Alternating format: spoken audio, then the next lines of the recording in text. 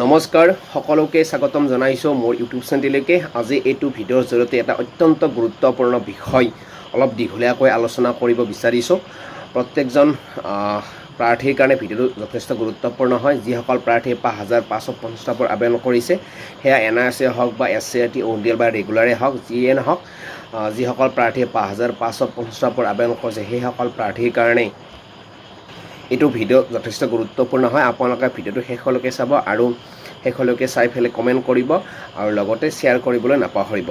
অত্যন্ত গুৰুত্বপূৰ্ণ বিষয় আমি এইটো ভিডিঅ'ৰ জৰিয়তে আলোচনা কৰিম। ইতিমধ্যে গ্ৰুপবিলাকত এইটো বিষয় চৰ্চিত হৈছে যে কেছৰ বিষয়টো লৈ এতিয়া আলোচনা হৈছে। ৫,৫৫০ পদৰ আৰম্ভণিৰে পৰা কেছৰ মুখামুখি হৈ আহিবলগীয়া হৈছে। আজি পৰ্যন্ত বৰ্তমান চলি আছে আৰু একাংশই যেন আকৌ কেছ কৰিবলৈ গ্ৰুপবিলাকত কথাবিলাক কৈ আছে আৰু মই যিবিলাক ভিডিঅ' বনাই আছোঁ সেইবিলাকৰ কিছুমানে কৈ আছে যে আমি আকৌ কেছ কৰিম, কিছুমানে কৈ আছে NISৰ বিৰুদ্ধেও আমি কেছ কৰিম, NISৰ ডাইস্কত মেণ্ডাটৰী কৰাৰ কাৰণে কিবা কৰাৰ কাৰণে, আৰু NISৰ একাংশই কৈ আছে যে আমি নন পেটিশ্যনাৰসকলৰ বিৰুদ্ধে কেছ কৰিম। আনকি SCRT ODL ৰেগুলাৰত একাংশই কৈ আছে যে আমি NISৰ ডকুমেণ্টছ গোটেইখিনি লগাৰ কাৰণে আমি কেছ কৰিম। কোনোবা কৈ আছে আমি SCRT ODLৰ ওপৰত কেছ কৰিম। এনেকুৱা ধৰণে বিভিন্নজনে বিভিন্ন মতামত দিয়া আমি দেখিবলৈ পাই আহি আছোঁ। সকলোৰে প্ৰথমে ৰিকুৱেষ্ট কৰিব বিচাৰিছোঁ যাতে আৰু কোনেও কেছৰ ফালে নাযায় আৰু যিটো অহা তাৰ হিয়াৰিং আছে অৰ্থাৎ শুনানি আছে, সেইটো শুনানি যাতে শেষৰটো শুনানি হৈ যায়, সেইটো আমি প্ৰত্যেকেই বিচাৰিছোঁ। আৰু আমি সকলোকে ৰিকুৱেষ্ট কৰোঁ যাতে অহা যিটো শুনানি হ'ব সেইটোৱে যাতে শেষৰটো শুনানি হওক। আমি দেখিবলৈ পাইছোঁ যে এতিয়া এনেকুৱা হৈছে যে একাংশৰ মতে যিসকলৰ মাৰ্ক কম সেইসকল মাৰ্ক কম থকা প্ৰাৰ্থীসকলৰ মতে এইটোৱে যে তেওঁলোকে নিজেও নাপায় আৰু আনি পোৱাটো নিবিচাৰে। মানে একাংশ এনেকুৱা হৈছে খালী কেছ, মানে কথা পতিয়ে কেছ। যোৱাকালি মই ভিডিঅ' এটা আগবঢ়াইছিলোঁ, কোনোবাজনে মানে কি কমেণ্ট দিছিলে যে আকৌ NRCৰ ওপৰত কেছ হ'ব। NRCৰ ওপৰত কি কাৰণে কেছ হ'ব লাগে? NRCয়ে কি কৰিছে কেছ কৰিবলৈ? NRCয়ে জাষ্ট এটা কেছ কৰিছে যে তেওঁলোকৰ ডকুমেণ্টছ ৰিলেক্সেশ্যনৰ কাৰণে, জাষ্ট সেইটোৱে। NISৰ প্ৰাৰ্থীসকলে যিখিনি জানিব পাৰিছে কাৰো বিৰুদ্ধে যোৱা নাই আৰু কোনেও এতিয়া কাৰো বিৰুদ্ধে যাব নালাগে। যিসকলৰ মাৰ্ক বেছি আছে সেইসকলে চাকৰিটো পাব, সেয়া পেটিশ্যনাৰে হওক, নন পেটিশ্যনাৰে হওক, SCRT ODL হওক, ৰেগুলাৰে হওক। গতিকে আমি এতিয়া বিচাৰোঁ যে কেছ আৰু হ'ব নালাগে। সকলোকে ৰিকুৱেষ্ট কৰোঁ ৫,৫৫০ পদে যাতে সুকলমে পাৰ হৈ যায়। ৫,৫৫০ পদৰ মেৰিট লিষ্ট যাতে সোনকালে প্ৰকাশ হয় সেইটো বিচাৰিছোঁ। NISৰ যিটো কেছ আছে সেই কেছটোৰ যিটো শুনানি হ'ব, পৰৱৰ্তী শুনানি, সেইটো যাতে শেষৰটো শুনানি হয় সেইটোৱে বিচাৰিছোঁ। এতিয়া গ্ৰুপবিলাকৰ এনেকুৱা হৈছে ইজনে আনজনৰ প্ৰতি যিটো মনোভাৱ সেইটো মানে কি বহুত মানে কি হিংসুক হৈ গৈছে। মানে কি চাকৰিটো নিজেই পাব লাগে, আনে পাব নালাগে, সেনেকুৱা ধৰণৰ মানসিকতা হৈ গৈছে। কিন্তু যদিহে আপোনাৰ মাৰ্ক কম থাকিলে আপুনি কেনেকৈ চাকৰি পাব? যিমান যি নহ'লেও আপুনি চাকৰি নাপায়। তাৰ কাৰণে আপুনি হয়তো ৪,৫০০ৰ কাৰণে অপেক্ষা কৰিব লাগিব, নতুবা আহি থকা ৰিক্ৰুইটমেণ্টৰ কাৰণে অপেক্ষা কৰিব লাগিব আৰু তাৰ কাৰণে হয়তো আপুনি CTET দিবলগীয়া হ'ব পাৰে। কিন্তু আপোনাৰ মাৰ্ক কম থাকিলে আপুনি যিমানে যি নকৰক কিয় আপুনি কেতিয়াও চাকৰি নাপায়। গতিকে তাৰ কাৰণে আপুনি নাপায় কাৰণে যদি বেলেগৰ বেয়াটো চিন্তা কৰে সেইটো বেয়া কথা হয়। এতিয়া কোনোবাই ক'ব যে NISৰ প্ৰাৰ্থীসকলে কেছ কৰে, কিন্তু NISৰ এটা কেছ চলিছিল, সেই 2023 চনৰ পৰাই চলিছিল আৰু সেইটো কিছু মাহ আগতে সমাপ্ত হৈছিল। আৰু তাৰপিছত যেতিয়া শিক্ষা বিভাগে NISৰ কাৰণে কি কৰিছিল, ডকুমেণ্টছ বহুকেইখন বিচাৰিছিল আৰু সেই ডকুমেণ্টছ বিচৰাৰ কাৰণে এটা কেছ চলিল। তাৰ বাহিৰে কিন্তু বেলেগ NISৰ প্ৰাৰ্থীসকলে কোনো ধৰণৰ কেছ কৰা নাই।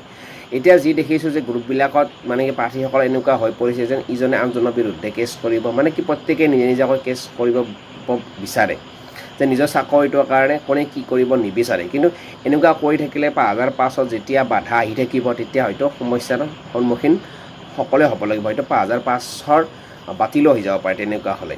গতিকে এতিয়া যিটো শুনানি আহি আছে সেইটো যাতে শেষৰটো শুনানি হয় আৰু আপোনাৰ মাৰ্কে কভাৰ কৰে, আপোনাৰ যদি সকলো ঠিকে থাকে তেতিয়াহ'লে আপুনি চাকৰি নিশ্চয় পাব। কোনোবা আহিলেও পাব, কোনোবা নাহিলেও পাব। গতিকে আমি ভিডিঅ'টো এইকাৰণে বনাব লগা হ'ল যে আৰু যাতে কেছ নহয়, সকলো প্ৰাৰ্থীকে আমি এতিয়া একলগ হৈ কিনে ৫,৫০০টো কেনেদৰে সমাধান হয়, কেনেদৰে কামখিনি আগবাঢ়ি যায় সেইটো আমি বিচাৰিছোঁ। কোনোবাই কৈ আছে যে আমি NISৰ বিৰুদ্ধে ফাইল কৰিম, কোনোবাই কৈ আছে নন পিটিশ্যনাৰসকলৰ বিৰুদ্ধে আমি কেছ কৰিম, কোনোবাই কৈ আছে আমি SC/RT অডিলৰ বিৰুদ্ধে আমি কেছ কৰিম, কোনোবাই কিবা কৈ আছে। এনেকুৱা হৈ থাকিলে 5500 জানো সমাপ্ত হ'ব সমাধান? কেতিয়াও নহয়। আৰু তেতিয়াহ'লে হয়তো 5500টো বাতিল হৈ যাব। কিন্তু যি 4500 আছে সেইটোতো এনেকুৱা ধৰণৰ সমস্যা আহি থাকিব। গতিকে আমি সকলোৱে বুজা উচিত যে এই যিটো NISৰ হিয়াৰিং আহি আছে সেইটো যাতে শেষৰটো শুনানি হওক। এতিয়া সকলোৱে বুজা উচিত 5500 যদি আপুনি কিবা কাৰণত ৰৈ যায় তেতিয়াহ'লে আপোনাৰ কাৰণে আকৌ 4500 আছে। আৰু যদিহে আপুনি 4500টো ৰৈ যায় তেতিয়া আকৌ এডভাৰ্টাইজমেণ্ট আহি আছে, তেতিয়া আপুনি নিশ্চয় পাব। আৰু যদি তেতিয়াও আপুনি ৰৈ যায় তেতিয়াহ'লে আপুনি এটা কাম কৰিব পাৰে যে CTET দিব পাৰে। CTET ডিচেম্বৰত হ'ব, তেতিয়া CTET আপুনি নিশ্চয় পাই যাব। গতিকে বহুত কেছ হ'ল, প্ৰাৰ্থীসকলে 2023 চনৰ পৰাই অপেক্ষা কৰিলে। NISৰ দুটা কেছ হ'ল। প্ৰথমটো 2023 চনৰ পৰাই চলি থাকিল, কিছু দিন আগতে সমাপ্ত হ'ল, কিন্তু হিয়াৰিং পৰি থকাৰ কাৰণে দেৰি হৈছিল। তাৰপিছত কিছুদিন আকৌ এটা চলিল, সেইটো হ'ল ডকুমেণ্টছ ৰিলেক্সেশ্যনৰ কাৰণে। সেইটো এতিয়া সমাপ্তিৰ পৰ্যায়ত, অহা এটাই হিয়াৰিং হ'ব বুলি আমি আশা কৰিছোঁ। সেইটো পৰৱৰ্তী যিটো শুনানি হ'ব, গতিকে সেইটো যাতে শেষৰটো শুনানি হয় আমিও সেইটো আশা কৰোঁ। আৰু অপেক্ষা বহুত কৰিলোঁ, আমিও কৰিলোঁ, আপোনালোকেও কৰিলে। গতিকে এতিয়া যাতে আৰু কোনো বেয়া ভাৱ নলয়, কোনো যাতে কাৰো বিৰুদ্ধে কেছ কৰিবলৈ সাজু নহয়।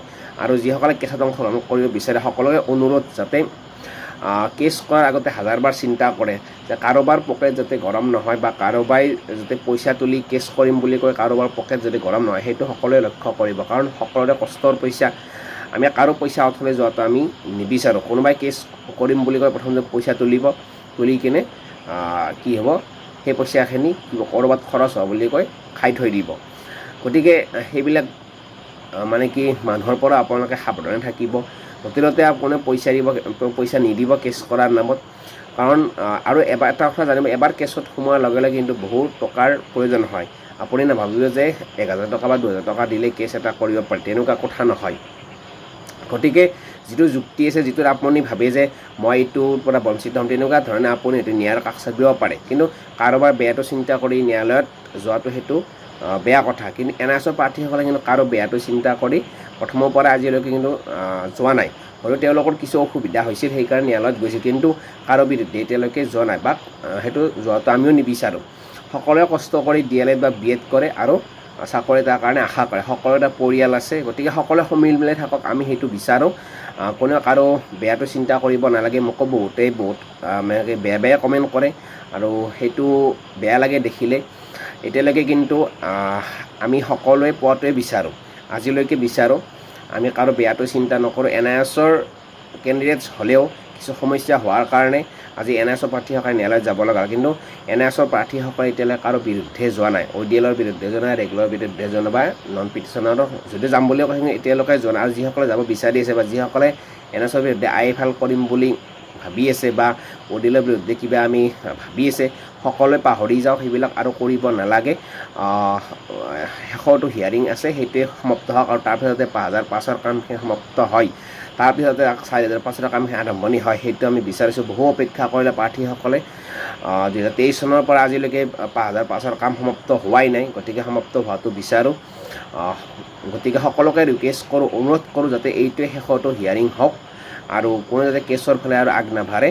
সকলোৱে চিন্তা কৰিব, আপোনাৰ মাৰ্ক ভালে থাকিলে আপুনি চাকৰি এনেও পাব, আৰু যদি আপোনাৰ মাৰ্ক বেয়া বুলি ভাবে তেতিয়াহ'লে আপোনালোকে CTET দিব, আৰু 4500 আছে, আৰু আগন্তুক দিনত এডভাৰ্টাইজমেণ্ট আহি আছে, তাত আপোনালোকৰ মাৰ্কে কভাৰ কৰিলে আপুনি চাকৰি এনেও পাই যাব। গতিকে মোৰ বেয়াটো চিন্তা কৰিবা, বা মই আপোনালোকৰ বেয়াটো চিন্তা কৰি যদি মই কিবা বেলেগ ব্যৱস্থাৰ কথা ভাবি থাকোঁ, তেতিয়াহ'লে সেইটো বেয়া কথা। গতিকে সেইবিলাক কোনো নাভাবিব, আৰু সকলোৱে একেলগে থাকক। যাৰ মাৰ্কে কভাৰ কৰে 10 অক্টোবৰত নিযুক্তি পাব, নকৰিলে বাকী পৰৱৰ্তীভাৱে পাবলৈ সক্ষম হ'ব। এইখিনি আপোনালোকক ৰিকুৱেষ্ট কৰোঁ। সকলোকে সেয়া NIS হওক, ৰেগুলাৰে হওক, ODLে হওক, কোনেও কাৰো বিৰুদ্ধে আৰু কেছৰ কাৰণে যাব নালাগে। IFLও কৰিব নালাগে, নন পিটিশ্যনাৰসকল কাৰণেও কৰিব নালাগে। যি হ'ল গতিকে সকলোৱে সমিল মিলাই থাকক, এইটো বিচাৰোঁ। পৰৱৰ্তী পৰ্যায়ত 5500ৰ কামখিনি সোনকালে হ'বলৈ যাতে পায়, সেইটো আমি অনুৰোধ কৰিছোঁ সকলোকে, যাতে আহি থকা যিটো হিয়াৰিং হ'ব, সেইটো শেষৰটো হিয়াৰিং হওক। তাৰপিছত যদি আকৌ কেছৰ কাৰণে কোনো আগ নাবাঢ়ে, সেইটোৱে সকলোকে অনুৰোধ কৰিছোঁ। ধন্যবাদ। জয় অসম।